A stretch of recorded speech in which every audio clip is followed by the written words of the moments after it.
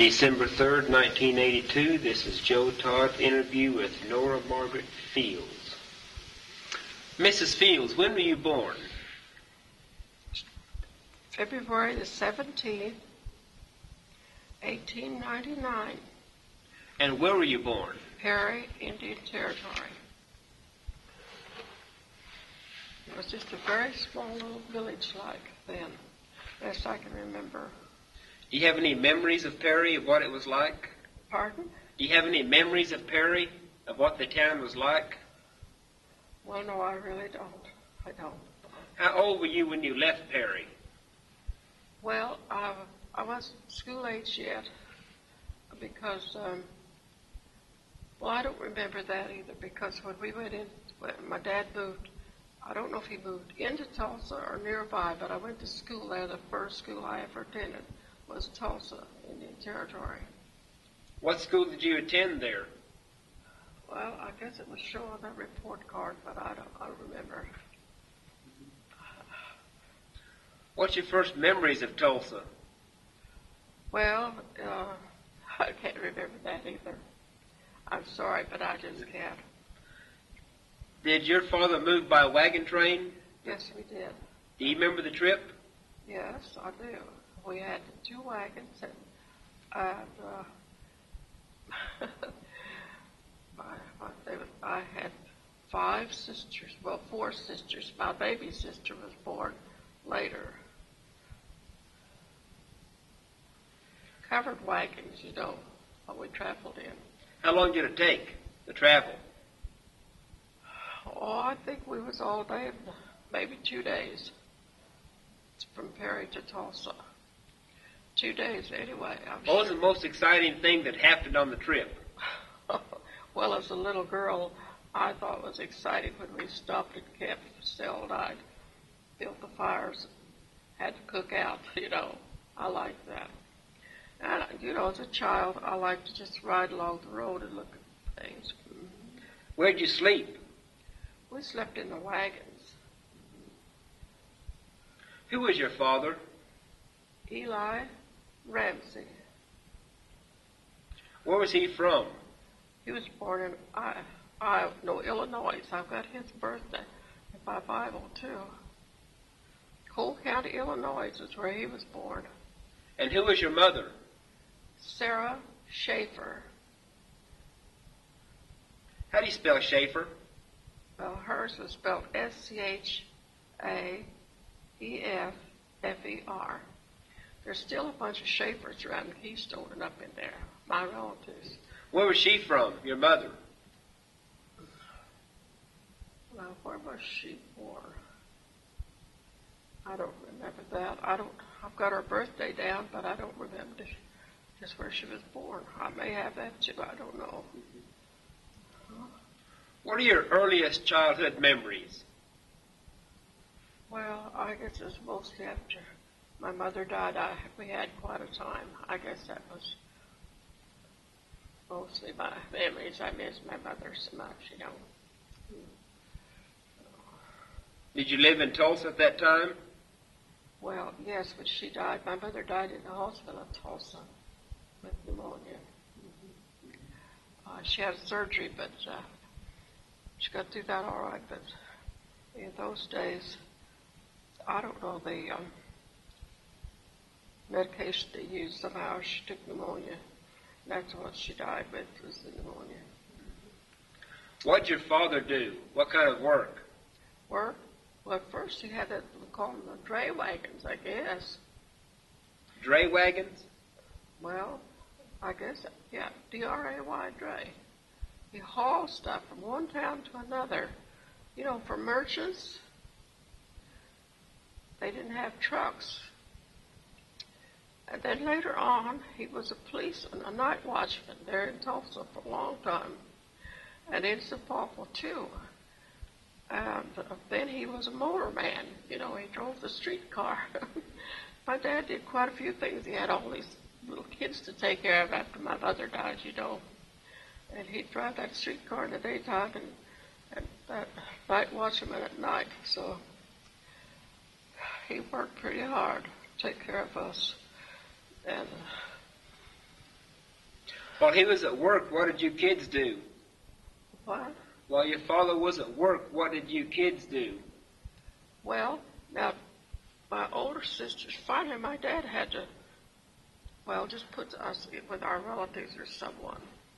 And two of my older sisters was with someone, and me, my baby sister and my older sister tried to stay at home as long as kept house for him as long as we could.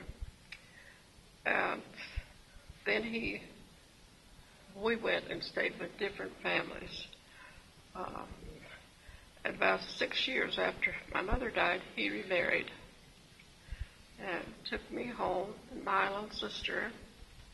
And we had a little baby brother, 7 months old when my mother died. And he was on a ranch with some people. And my dad was going to get him. And those days, everybody rode horses, buggies and wagons. If somebody came to visit on horseback, and my little brother went out, they didn't know what he did or anything. But for some reason, this horse that they had tied out there at the hitching rack kicked him, and he died about the time my father could get there because he had to go on a train and couldn't go places during. And so he didn't get to bring little brother home. But then we stayed there with my dad and my stepmother until, after that I went and stayed with her sister. They had a grocery store, and I helped her. I went to school, public school, In Tulsa? Sapulpa. This Sapulpa. is Sapulpa now. But Sapulpa was just a little I don't know. It was pretty much a town that was growing. They used to have the railroad yards there. In Tulsa, somehow they got them away.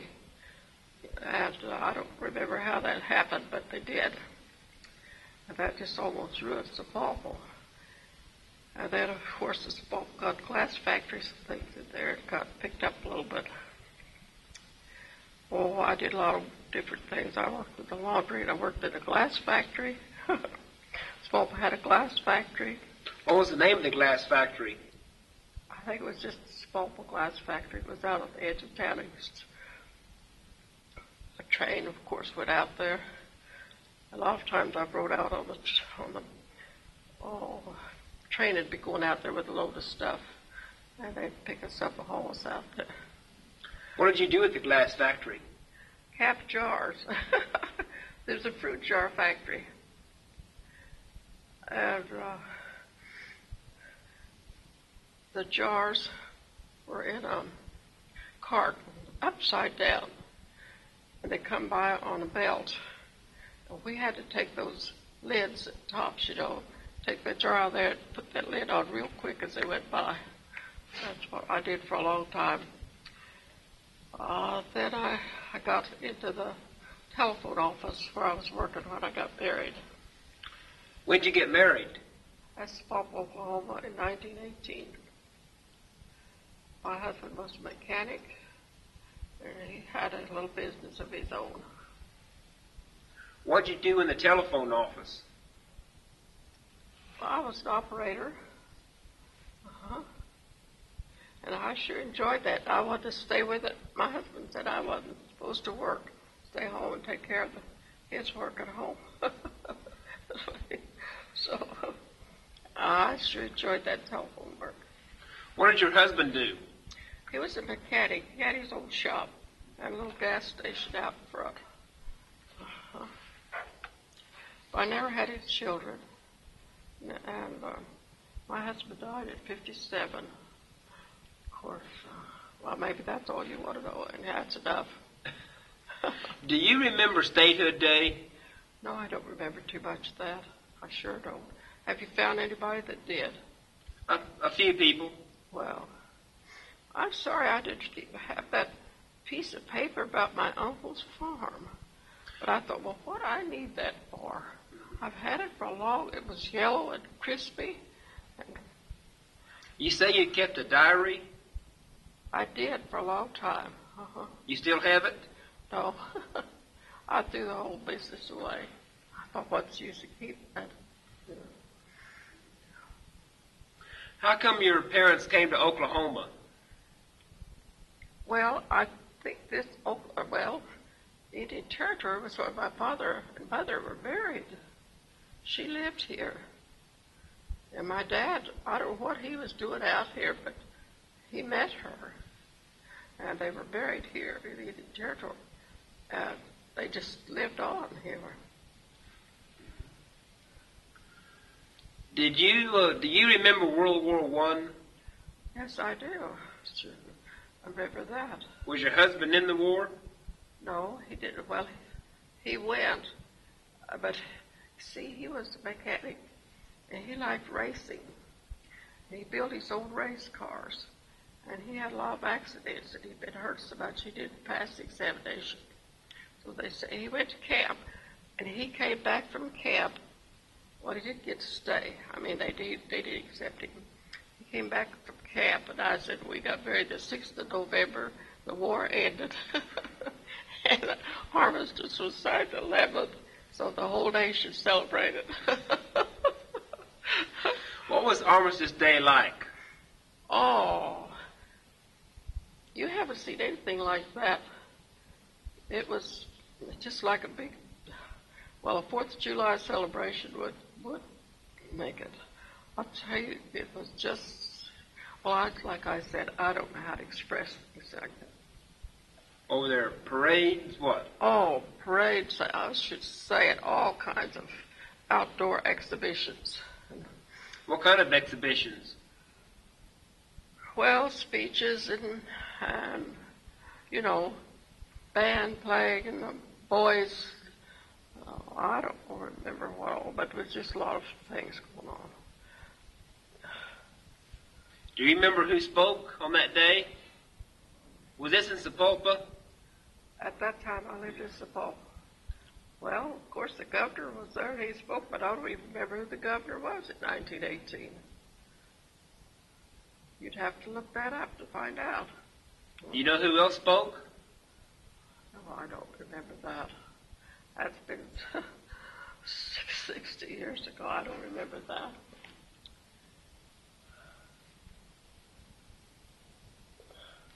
Where did you live in the 1920s? I lived in Sapulpa, yes. Yeah, we lived there for a long time. I don't remember what year we went to Shawnee. My husband got in with the OG&E as their mechanic, you know, and they sent him over there. We moved to Shawnee, and we never did move back to Sapulpa anymore. Where were you living during the Depression? What? Where were you living during the Depression in the 1930s? We was living in Sapulpa. Well, you see, my husband had his own little garage, and he was a good mechanic, and the businessmen and the doctors knew him well, and we survived it all because they had to keep their cars going. We didn't become millionaires over it, but we did live, you know. So you survived the Depression fairly well? We sure did. It didn't hit you that hard? No. Well, I said it didn't hit us that hard. We did lose what money we had in the bank. We spent out our home, and I think we lost that. But I mean, I forgot about that. But, yeah, we lost what we had in the bank. My sister and her husband lived in Jinx, a little town close to Tulsa.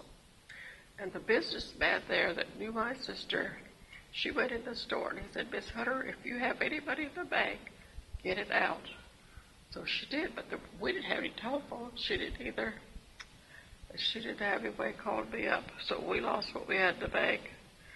And from then on, my husband wouldn't save anything. We just blowed and gold.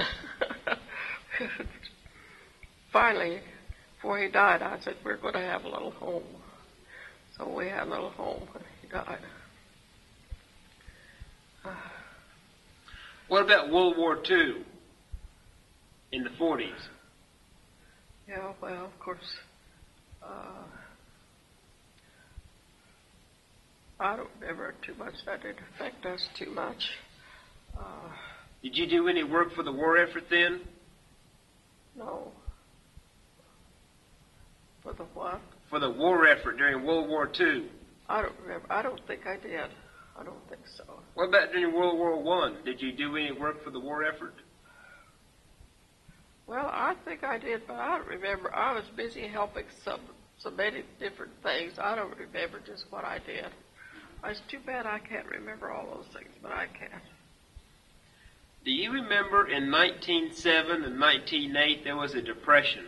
Yeah, well, that's when I was a smaller child. Do you remember that? Not too well. Because, see, I lived with people.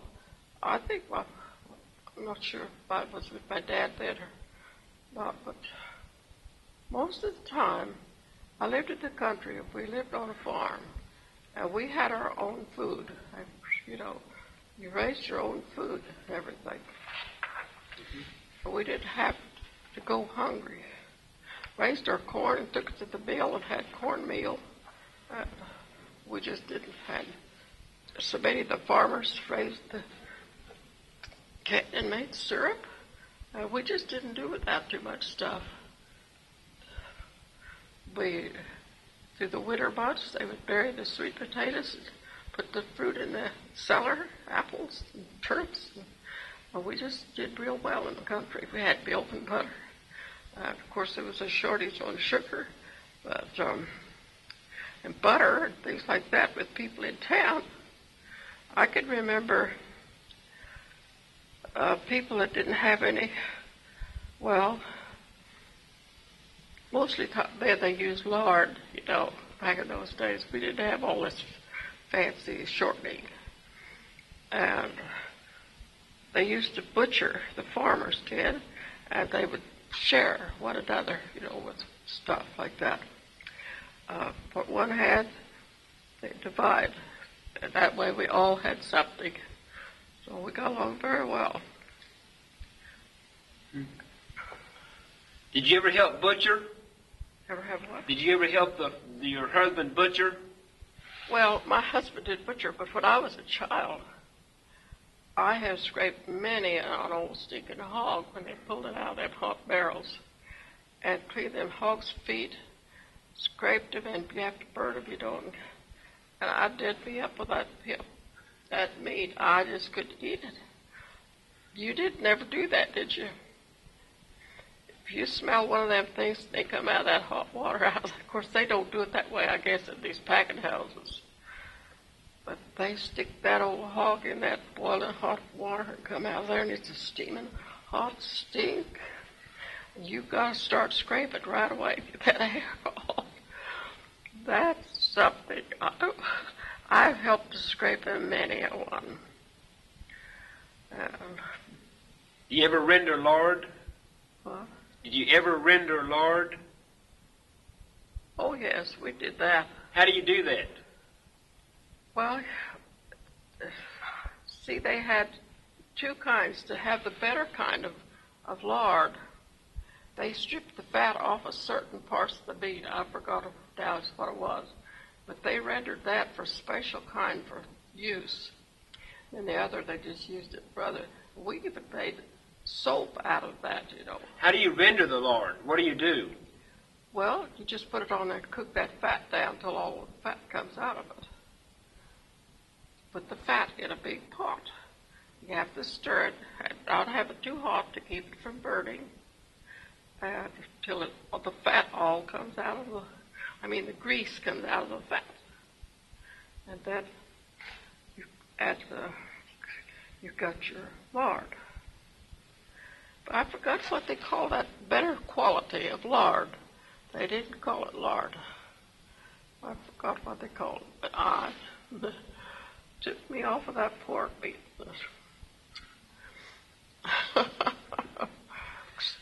What about doing laundry as a small child? Laundry? Yeah. Oh, that's another one of them things I'd like to forget. I've had to stand on a box and rub on a board many a times. The tears are running down. After my mother died, I stayed with people and I had to help wash.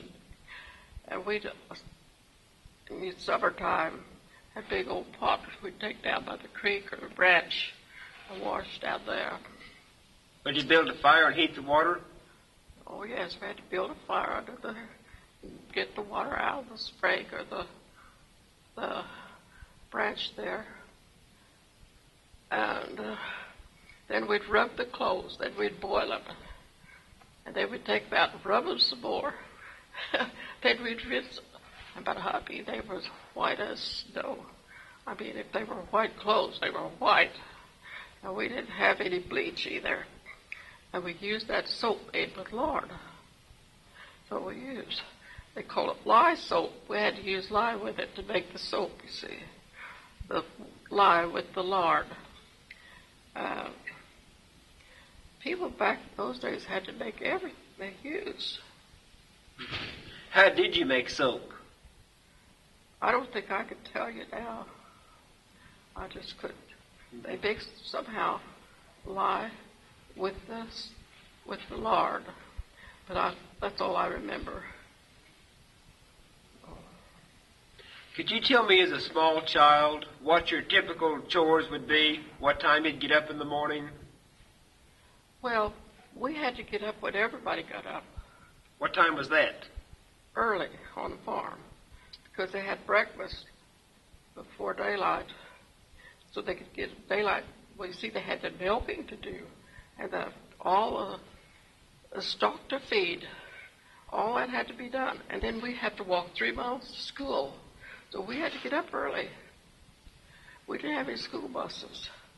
We had to walk, so we had to get up early and get things going.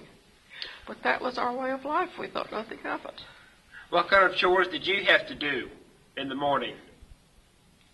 Well, mostly wash dishes.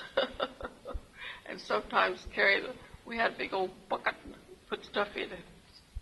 Feed the hogs, Sometimes I'd have to carry that out to the pen and give it to the hogs.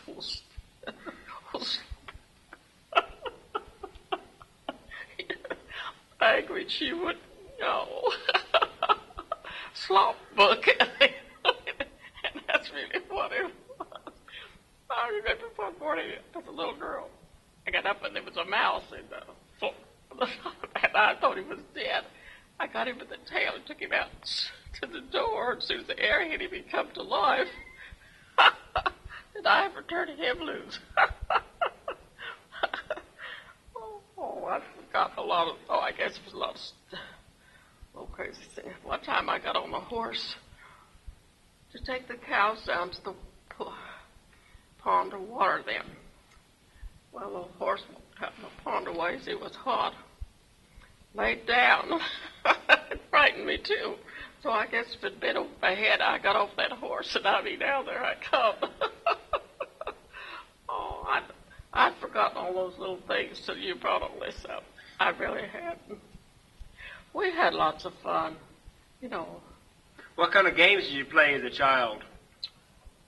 Well, we played, I'd have to think a while. We did have a lot of games. We played a lot of baseball as kids, And what else? Oh, I can't remember what the games were. I really don't. How many brothers and sisters do you have? Well, I had 5 sisters. Both of my brothers were younger than the girls. And one of my little brothers died before my mother. And the other one died, I told you, about 5 years after she died. And so I didn't have any brothers to grow up. But I had 5 sisters, and we all lived to be, they were all grandmothers but me, and just 2 of us living now.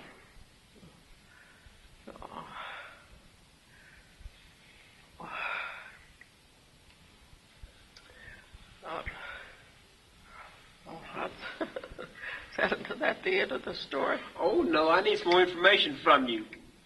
Oh. What do you want to tell me? What's your fondest childhood memory? My father? No, your fondest childhood memory. Oh. Well, I think, of course, when my mother was living, and of evening times, she would always sit in the afternoon. We had a big tree in the yard, in the rocking chair, and all us little old girls were playing around there. And she would take us and tell us stories, and we'd laugh and sing and play, you know. Well, we played Ring Around Rosie and things like that. You don't know about that, do you? And go in and out the window and things like that. But after my mother died, I wasn't too many joyful days, to tell the truth. So, because, you know, these little orphans way back there didn't have too good and easy a time. But anyway, I'm not complaining about it, so.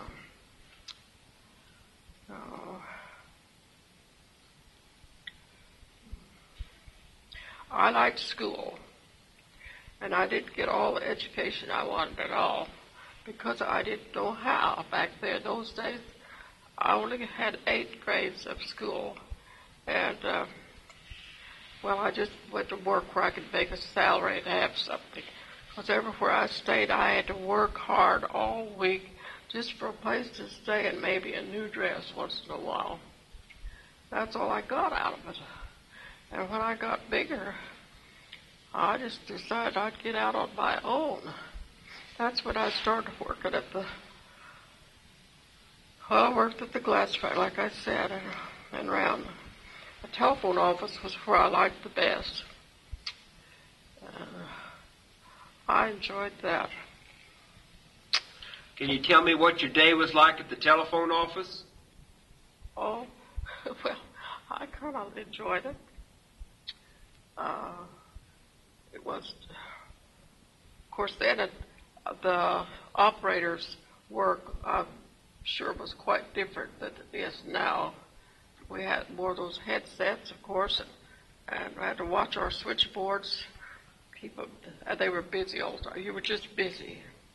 But I liked that. Answering numbers for people and taking calls. I was on the rural line once, operator. One fellow, picked up his number, and he said, "I want my little country girl." I said, "What, sir?" He was wanting to cut the rural operator. He said, "What is country girl?" And of course, I was too thick-headed to get what he was trying to say, but I finally understood it. What was your impression of Tulsa as a little girl? Well, I enjoyed it because it was, to me, it was living in town, and I had lived in the country quite a bit, so I liked it. How big was Tulsa? Now? No, then, when you lived there. I don't remember the population, but it was very small. It was as big a place as Sapulpa was. See, Sapulpa, that's the reason they got that railroad, I forgot what they call it, you know, where the trains come in and made their... The roundhouse? What? The roundhouse? Yeah, that. Yeah, that's the reason Sapulpa had that. It was bigger than Tulsa. And Tulsa, I don't know how they ever got that, but it's like to ruin Sapulpa. Remember the Arkansas River? Yeah, I sure remember that. Yeah. Can you tell me about some times in the Arkansas River? Well, I could remember there were places there where it wasn't safe to cross. You had to know where to get across that river quicksand. Many people lost their lives there. See, the Keystone River, well, Arkansas River, come right down all the way from Keystone through Tulsa and all down that, you know, more about that than I do probably. But that's about all I remember about it. Any big floods in the Arkansas? What? Do you remember any big floods along the Arkansas? Well, no, I really don't, not like they have now. But back there, I guess people didn't pay too much attention to that things. I don't know. What about Sapulpa? What was it like? Well, it was a thriving little town and booming. Everything was going very well there. They had the roundhouse, of course, and they had factories coming in there.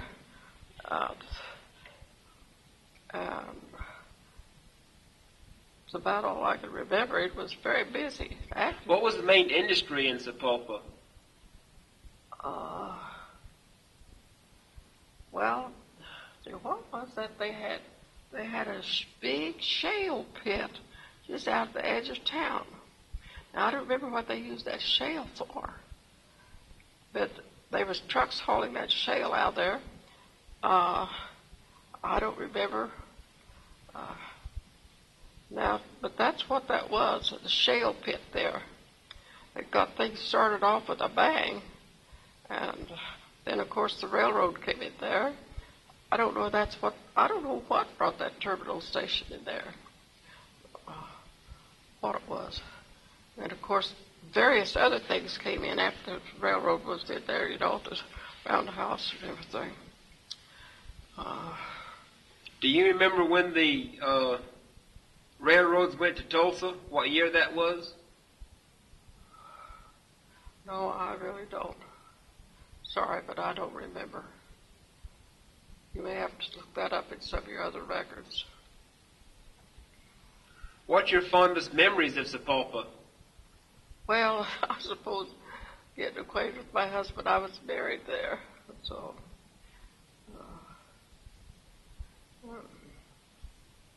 But I enjoyed living in Sapulpa even as a girl. I, of course, went to school there and finished 8th grade. And I had many pleasant, happy days there. I have had a rich, happy, joyful life, as well, all the little difficulties along the way. I don't have to think of.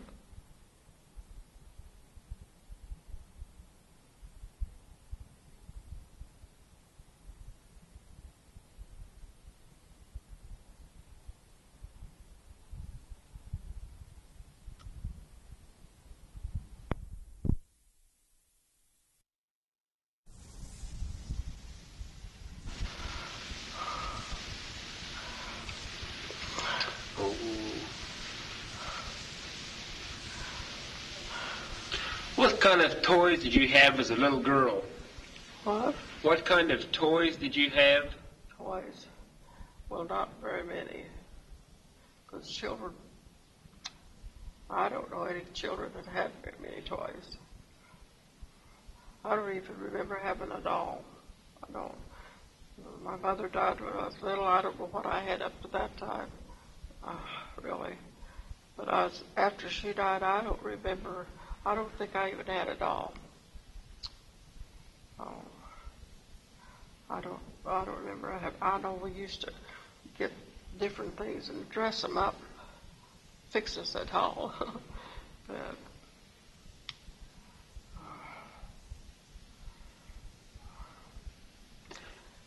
do you remember when the glass factories came to Sapulpa?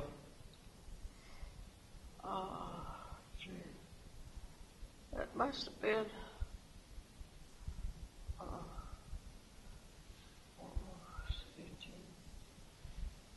around 18. Must have been about 15 or 16. I forgot just exactly. Something like that, because I was 15 or 16, I guess.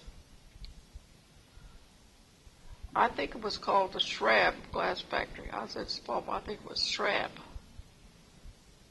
But it's not there. There's not a sign of it there anymore. Not one thing left. Because it used to be right there on the highway going out to Sapulpa, where 66 goes out now. 66 didn't go out there then, but the railroad did. Shrab, that was the name of it. Do you remember when Frankoma Pottery opened? No, I don't. I don't think I was there when that opened. I don't think so. When did you move away from Sapulpa? Well, it must have been in the early 30s when we moved to Shawnee. I'm not sure about that.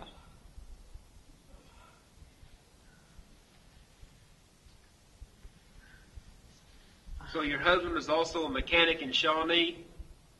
Uh-huh. For OG&E, you say? Yes, uh-huh. He was with the OGD for several years.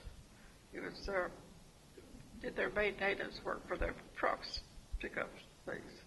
Uh-huh. And we lived at Seminole. After we was at Shawnee, see, they had a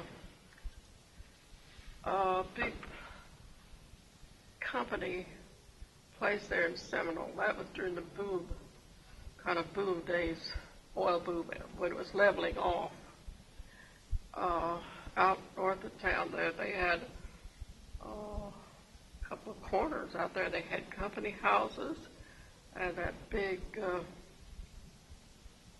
power station. So we moved out there. They had a house for us, but the man that had the job hadn't moved out. So we bought a little old two-room house, like they drew up in the oil boom days, 14 by 28. That's what I mean. And we lived in there till we could get the company house. We lived there for I don't know how many years after we lived in Shawnee. And then we lived in Seminole. Well, he died in Seminole, 1957. Do you remember the oil boom days in Shawnee? Well, it's yeah.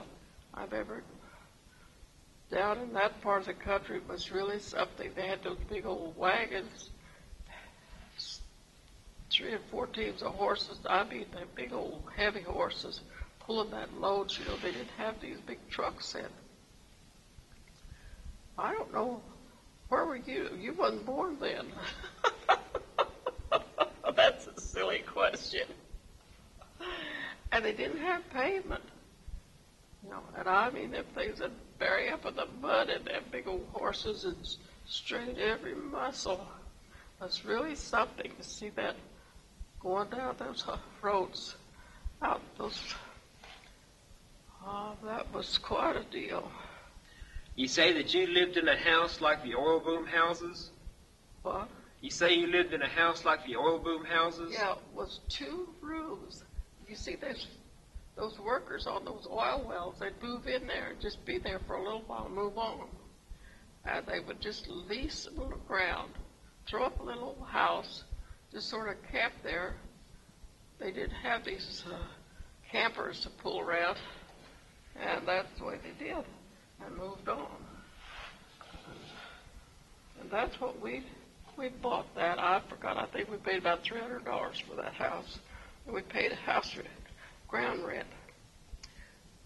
Well, the inside wasn't even sealed. It was just planks.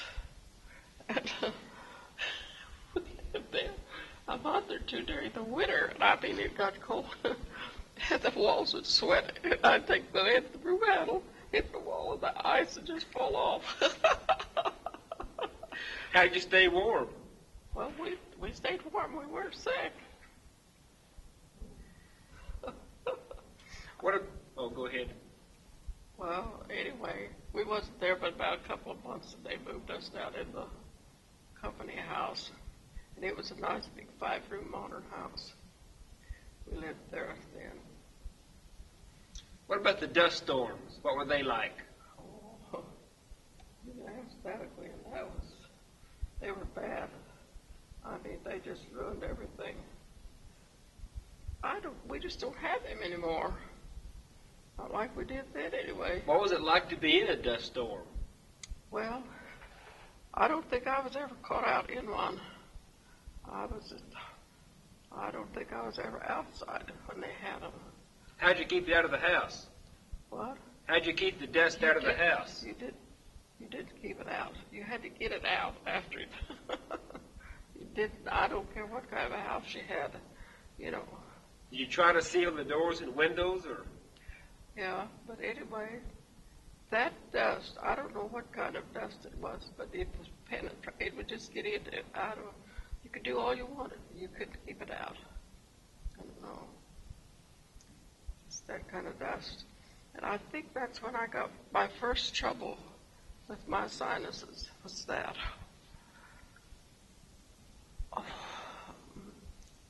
But I've always been well, so I was about 70 years old, and since then I've not been very well. And I've never took medicine, I've never been sick, and it didn't need me. Anyway.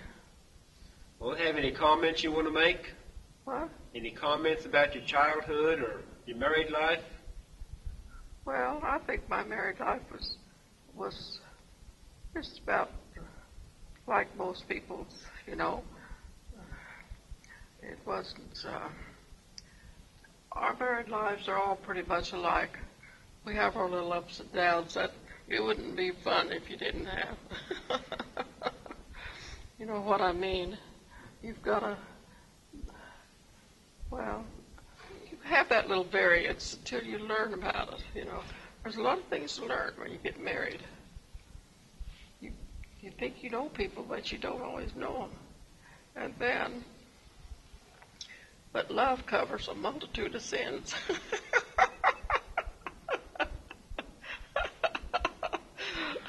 That's good advice. Well, it sure does now.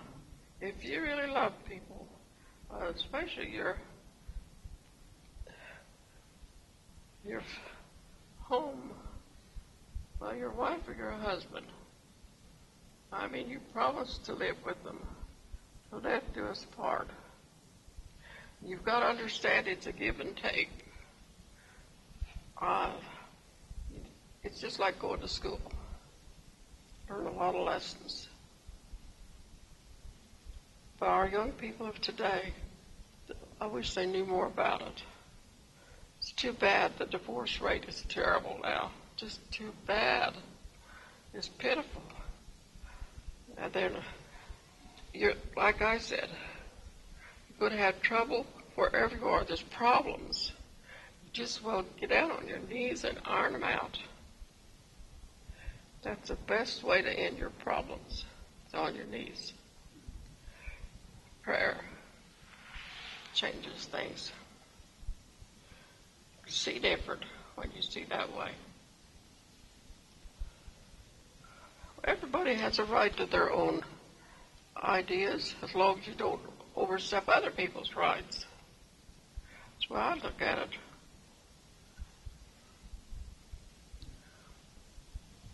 God didn't make all the grass, the little blades of grass alike. All the trees are not exactly alike. Look at the various things He's made different. But they all blend together, and they're beautiful. And we could do the same thing. We just have different characteristics. We have to learn how to blend them together. And we can do that. Sure can. I found that out. I mean, that's the best way to do it. You know, if they'd be more understanding of things like that today, we wouldn't have so much trouble in the world. Everybody wants their own way, and they want this, and they're going to have it regardless. Whatever it costs the other fellow, they're going to have it. That's what they want.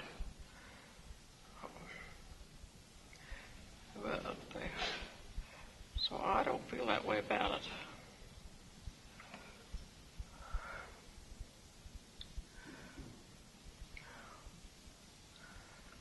What else you want to tell me?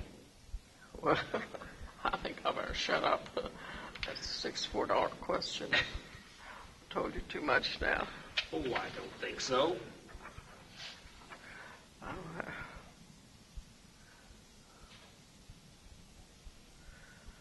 You have any advice for me? What? You have any advice for me? Invites? No, advice. Advice. Well, I don't know anything about your life. How could I advise you to do anything?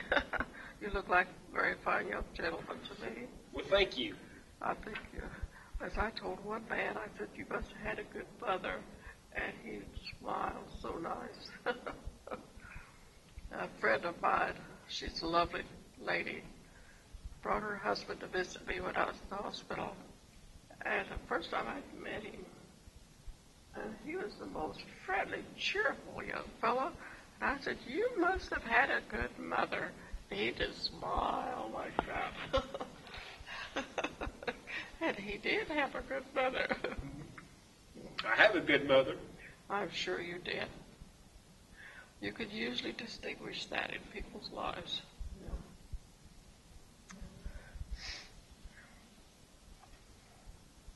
Well, I think we have a good interview. Well, okay. I hope I didn't disappoint you. Not at all, not at all. Well, I'm sorry I didn't have too much definite information, but I just forget those. There's a lot of things back there I just forgot, so I just forgot it all. Too much to think of today, tomorrow. So. Oh, you give me quite a bit. Well, of course, I had no idea it was going to happen. The only thing I wish I'd have kept that newspaper clipping about my uncle's farm. I would. Because his youngest boy still lives on that farm up there by Keystone. And I used to go up there every year to the cemetery because nearly all the Schaeffers are buried up there. My mother and parents, grandparents, way back there. And, but I haven't been up there now for 2 years. But we always go to see Alvin because he lives right there by the cemetery on the old home place. And I went there many times as a child. And my Uncle Dave, he had 11 boys and 1 girl. They had a big table in the kitchen, long benches on either side for them to sit on. They didn't have chairs, big fancy dining table. But he was a prosperous farmer. He had a family living there to help me with the farm. All those kids were well educated, businesses of their own when they got grown. Schaeffers up in that neck of the woods are pretty well thought of.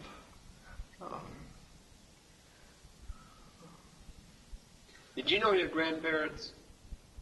Well, my grandpa Schaeffer, he was still living, and he stayed with my youngest sister quite a bit. But they came over here, I think, from Holland. I'm not sure it was Holland, but I think it was. They're Dutch. Schaeffer sounds like a German name. I don't know the difference between a Dutchman and a German. I don't know. But anyway, my dad was English and Irish, Ramsey. And I said, you get that English, Irish, and that Dutch all mixed up. You got something. But anyway, we used to go there so much to Uncle Dave's place. And it was just like a 4th of July picnic.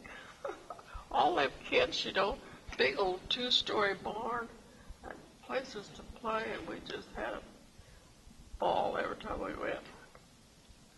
So. Ever play in the hayloft? Pardon? Ever play in the hayloft? Well, that's where we spent a lot of time in the hayloft. What'd you do in the hayloft? What? What'd you do in the hayloft? Oh, just tumble around on the hay and laugh and play, and sometimes have to go up there and find the hen's nest. Those hens that go up there and lay eggs. Yeah. Just tumble around and play.